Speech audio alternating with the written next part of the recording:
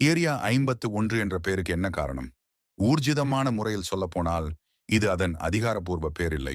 இந்த பகுதியின் அதிகாரப்பூர்வ பெயர் நெவாடா டெஸ்ட் மற்றும் ட்ரெய்னிங் ரேஞ்ச், அல்லது எளிமையாக குரூம் லேக் பேஸ். அதனால் ஏரியா 51 என்ற பெயர் வந்தது எப்படி? இது நெவாடா டெஸ்ட் சைட் என்ற இடத்துக்கு ஆண்டிய பகுதி. இரண்டாம் உலகப் போருக்கு பிறகு அணுகுண்டு பரிசோதனை செய்ய இவ்விடம் பயன்படுத்தப்பட்டது. மேலும் இது சதுரங்களில் கிரிடு அமைந்திருந்தது. இப்பகுதி ஏரியா 51 ஈர்க்கு ஆண்டியதாக இருப்பதால் ஏரியா 51 என்ற பெயர் வந்ததாக நம்பப்படுகிறது.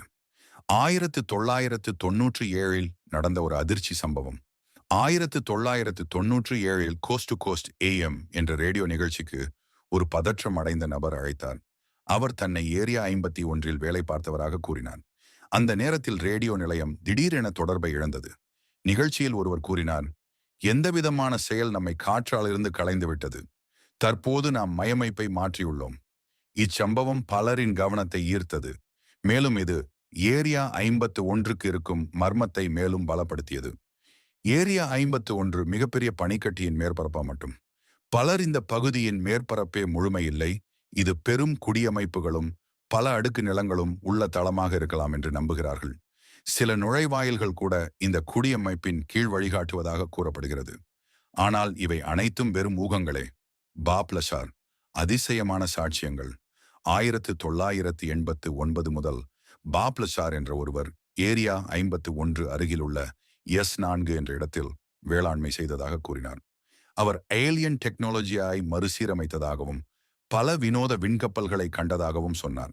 அதிலும் அவர் கூறிய எலமெண்ட் 115 அல்லது உணுன் பெண்டியம் 2003இல் உண்மையாக கண்டறியப்பட்டது.